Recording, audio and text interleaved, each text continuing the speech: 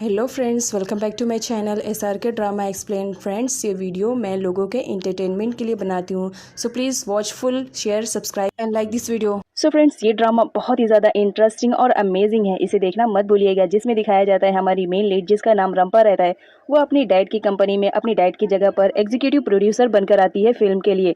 यहाँ पर हर कोई उससे बहुत ज़्यादा डरता है क्योंकि वो मिजाज की बहुत ज़्यादा सख्त रहती है।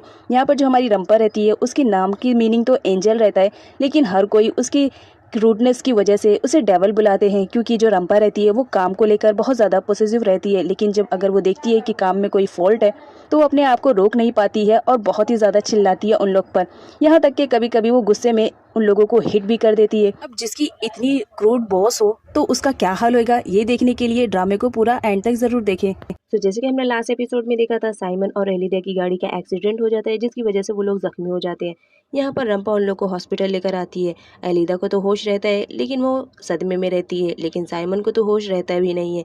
इस बात से जो रंपा रहती है बहुत ज़्यादा परेशान रहती है कि वो क्या करेगी। यहाँ पर एलिदा का पीए भी उसके लिए परेशान रहता है। तभी वहाँ पर दा की एंट्री होती है, जो रंपा को एक थप्पड़ जड़ देती है और उसे नीचे भी गिरा देती है। रंपा भी उसे नीचे गिरा देती है। यहाँ पर दा कहती है, आज जो मेरे साइमन की हालत हुई है वो तुम्हारी वजह से है, तुम्हें एक बार चेक तो करना चाहिए था। तभी वहाँ पर नर्स आती है, जो उन लोगों को बताती है कि साइमन की कंडीशन बहुत ज़्यादा ख़राब है, उसके लिए ब्लड की ज़रूरत है। और ये कहकर वो यहाँ से चली जाती है। दा तो और ज़्यादा बिगड़ जाती है और यहाँ पर वो रंपा से झगड़ने लगती है और कहती है, अगर मेरे साइमन को कुछ भी हुआ तो याद रखना मुझसे बुरा कोई नहीं होगा। यहाँ पर जो एलिदा का पीए रहता है वो तो खामोशी से उन लोग की बातें सुनता रहता है। तभी रंपा एलिदा को धक्का देती है और कहती है कि मेरे पास तुम्हारे इस फालतू बातों के लिए टाइम नहीं है, इस वक्त मुझे ब्लड का इंतजाम करना है। इधर बबीता को दिखाया जाता है जो कि रेडी होती रहती है। तभी एलिदा उसे कॉल करती है, जहाँ पर वो उसे पूरी सच्चाई बता देती है कि साइमन का एक्सीडेंट हो गया और इस वक्त वो हॉस्पिटल में एडमिट है। और यहाँ पर ये भी बताती है कि मॉम, आप जल्द से जल्द पुलिस स्टेशन में जाओ और कंप्लेन करो रंपा के खिलाफ, क्योंकि रंपा की वजह से आज मेरी साइमन की हालत बहुत ज़्यादा ख़राब है। मैं तो उसे इस कंडीशन में देख भी नहीं सकती हूँ और डॉक्टर ने कहा है कि उसे ब्लड की बहुत ज़्यादा ज़रूरत है, आप आ जाओ। जिस पर बबीता जाती है, जहाँ पर मीडिया वाले तो पहले से वेट करते हैं। बबीता उनसे सॉरी कहती है कि वो अभी जल्दी में है। यहाँ पर बबीता जब आती है तो दा उसे हक करके रोने लगती है और कहती है कि मॉम, आप इसे कंप्लेन करो। तभी वहाँ पर डॉक्टर आते हैं और बताते हैं रंपा को कि साइमन की कंडीशन ठीक है, क्योंकि रंपा ने ब्लड का इंतजाम कर दिया था। यहाँ पर दा तो बहुत ज़्यादा खुश हो जाती है और अपनी मॉम को लेकर जाती है और कहती है कि चलो हम लोग साइमन से मिलते हैं।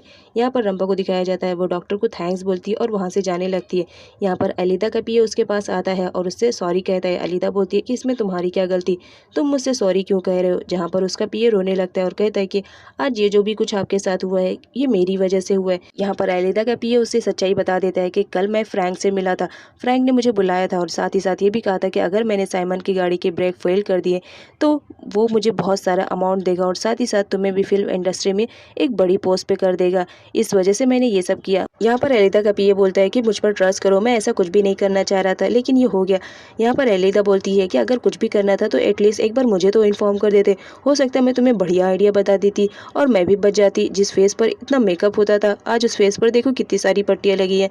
और तुम जान रहे हो इस वक्त मेरी पूरी बोन्स में बहुत ज़्यादा पेन हो रहा है, इतना कि मुझसे उठा भी नहीं जा रहा है। अब यहाँ पर दा को दिखाया जाता है, जिसे मालूम पड़ जाता है कि अब साइमन ठीक है, तो अपनी मॉम को बोलती है कि मॉम रहने दीजिए, कंप्लेन मत कीजिए। उसी वक्त बबीता को किसी का कॉल आ रहा था, तो वो दा को किसी बहाने से भेज देती है और कहती है कि तुम साइमन के पास जाओ, इस वक्त साइमन को तुम्हारी ज़रूरत है।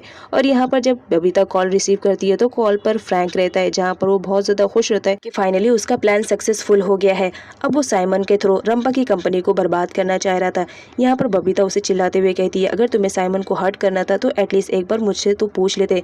यहाँ पर फ्रैंक बोलता है, तुम मेरे लिए इतनी इंपॉर्टेंट नहीं हो जो मैं तुमसे पूछूं, बस इतना याद रखो आज तो जश्न का माहौल बनता है तो तुम आ जाना, मैं शैंपियन की बोतल खोल के रखूंगा। यहाँ पर बबीता बोलती है कि देखो आइंदा साइमन को हर्ट करने की कोशिश मत करना। यहाँ पर जो हमारी बबीता रहती है वो फ्रैंक से छुपाती है कि दा साइमन को पसंद करती है, क्योंकि उसे मालूम था अगर उसे मालूम पड़ा कि दा साइमन को पसंद करती है तो वो उसे भी हर्ट करता है और साथ ही साथ बबीता को, इस वजह से बबीता नहीं बताती। अब नेक्स्ट सीन में दा को दिखाया जाता है, जो एक केयरिंग गर्ल की तरह साइमन की केयरिंग कर रही थी और साथ ही साथ रो भी रही थी कि वो उसके लिए कुछ नहीं कर पा रही है।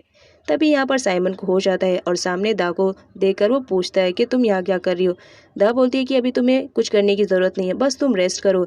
यहाँ पर रंपा भी आई हुई रहती है, वो भी उसे एडवाइस करती है कि तुम्हारी कंडीशन अभी ठीक नहीं है, तुम रेस्ट करो। यहाँ पर साइमन को बहुत ज़्यादा अच्छा लगता है कि उसकी इस हालत में रंपा उसके साथ है। यहाँ पर दिखाया जाता है जब रंपा घर जाने लगती है तो मीडिया तो आकर उससे क्वेश्चन करने लगती है, लेकिन जो रंपा की पीए रहती है वो उसे बोलती है कि तुम जाओ, मीडिया वालों को मैं हैंडल कर लूँगी। अब रंपा वहाँ से जाने लगती है, तभी वो देखती है कि योथा आ गया उसकी हेल्प के लिए, लेकिन एक्चुअल में ऐसा नहीं रहता है, वो तो सिर्फ इमेजिन करती है योथा को। अब नेक्स्ट सीन में चाय को दिखाया जाता है, जिसे न्यूज़ के थ्रू मालूम पड़ जाता है कि जो रंपा है वो जो फिल्म बना रही थी उसमें साइमन और एलिदा का एक्सीडेंट हो गया। इस बात पर वो बहुत ज़्यादा गुस्सा करते रहता है और अपनी बेटी की तरफ से न सोचते हुए वो अपनी कंपनी की तरफ से सोचने लगता है। और यहाँ पर रंपा की आंट उसे समझाती है कि तुम्हें ऐसा नहीं करना चाहिए। यहाँ पर जो हमारा चाय रहता है वो कहता है कि लग रहा है मैंने कंपनी गलत पर्सन के हाथ में दे दिया है, अब वो कंपनी मैं रंपा से छीन लूंगा। अब नेक्स्ट सीन में दिखाया जाता है रंपा को जो कि कंपनी में आ चुकी हुई रहती है, लेकिन यहाँ पर साइमन के फ्रेंड तो आकर पहुंचे रहते हैं और रंपा पर गुस्सा करते रहते हैं कि तुम्हारी वजह से आज हमारे साइमन की कितनी बुरी हालत हो गई, आज वो हॉस्पिटल में एडमिट है। और साथ ही साथ ये कहते हुए उसकी तरफ अंडे फेंकने लगते हैं। तभी योद्धा एंट्री कर लेता है और वो रंपा को बचा लेता है और वहां से लेकर चला जाता है। रंपा को तो लग रहा था कि ये सब उसका वहम है, लेकिन एक्चुअल में ऐसा नहीं रहता। योद्धा वहां पर आ जाता है। यहाँ पर रंपा उसे एक थप्पड़ जड़ जाती है कि मेरे इतनी सी बात कहने पर तुम कंपनी छोड़कर चले गए, एटलीस्ट मुझे एक बार समझ तो लेते एक्चुअल में मैं क्या चाहती हूँ। यहाँ पर वो उसे हिट करते रहती है, तभी उसे योद्धा पकड़ लेता है और कहता है कि ठीक है काम डाउन, और उसे हक कर लेता है।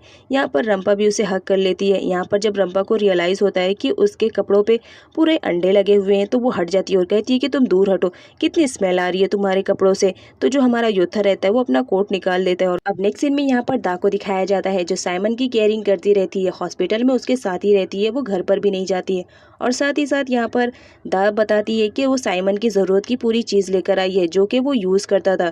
साइमन ये देखकर बहुत ज़्यादा इम्प्रेस हो रहा था दा से। अब नेक्स्ट सीन में यहाँ पर दिखाया जाता है जब कंपनी में पता चलता है कि योद्धा वापस से ज्वाइंट हो रहा है, तो जो एम्प्लॉय रहते हैं वो बहुत ज़्यादा खुश होते हैं क्योंकि वो सब लोग योद्धा को बहुत ज़्यादा पसंद करते थे। यहाँ पर रंपा को दिखाया जाता है उसने मीटिंग रखती है क्योंकि उस मीटिंग के थ्रू वो जानना चाह रही थी कि साइमन के साथ ये एक्सीडेंट कैसे हुए। तभी एंट्री होती है चाय की, जो आते ही रंपा पे भड़क जाता है और कहता है कि मैंने अपनी कंपनी तुम्हारे नाम करके बहुत बड़ी गलती की है, अब उस गलती को मैं सुधारना चाह रहा हूँ। यहाँ पर रंपा को बहुत ज़्यादा बुरा लगता है कि उसके डैड उससे इस तरीके से बात कर रहे हैं, तो वो भी अपने डैड से बात करने लगती है। यहाँ पर बबीता भी आई हुई रहती है जो चाय की तरफ रहती है और कहती है कि सही तो कह रहे हैं तुम्हारे डैड, तुम्हारे हाथ में कंपनी देकर उन्होंने बहुत बड़ी गलती की है। आए दिन कुछ ना कुछ तुम न्यू करते रहती हो जिसकी वजह से हम लोग को हमेशा हर्ट होना पड़ता है। यहाँ पर रंपा एक थप्पड़ जड़ देती है बबीता को और कहती है कि तुम्हारी हिम्मत कैसे हुई मुझ पर ये इल्ज़ाम लगाने के लिए, तुम्हारी औकात क्या है। यहाँ पर चाय को भी गुस्सा आता है और वो भी रंपा को एक थप्पड़ जड़ देता है और कहता है कि तुम्हारी हिम्मत कैसे हुई इस तरह बबीता से बात करने के लिए, जैसी भी ये है तो आखिर वो तुम्हारी मोम। अब इस बात पर रंपा बहुत ज्यादा गुस्सा हो जाती है और कंपनी से निकल जाती है। योथा भी रंपा के साथ रहता है क्योंकि योथा जानता था कि जब भी रंपा गुस्से में रहती है वो कार को बहुत फास्ट ड्राइव करती है। यहाँ पर चाय को दिखाया जाता है जो एम्प्लॉय को कहता है कि रंपा को कॉल करो। वो रंपा को कॉल करते हैं, लेकिन रंपा बहुत ज़्यादा गुस्से में रहती है तो वो अपना फ़ोन उठाकर फेंक देती है और कहती है कि मुझे किसी से भी बात नहीं करनी है। यहाँ पर जो योथा रहता है उसे समझाने की कोशिश करता है, लेकिन जो रंपा रहती है वो तो समझने की कंडीशन में नहीं रहती है। यहाँ पर रंपा कॉल नहीं रिसीव करती है, इस बात पर चाय भी गुस्सा करता है। अब नेक्स्ट सीन में दा को दिखाया जाता है जो साइमन की केयरिंग करती रहती है, लेकिन बबीता के थ्रू से मालूम पड़ जाता है कि चाय ने रंपा को कंपनी से निकाल दिया है और ये बात वो साइमन को भी बता देती है। इस बात पर साइमन बहुत ज्यादा हर्ट होता है कि चाय ने कैसे रंपा को कंपनी से निकाल दिया है। साइमन कहीं ना कहीं रंपा को अब लाइक करने लगा था, इसलिए उसकी केयरिंग करता है।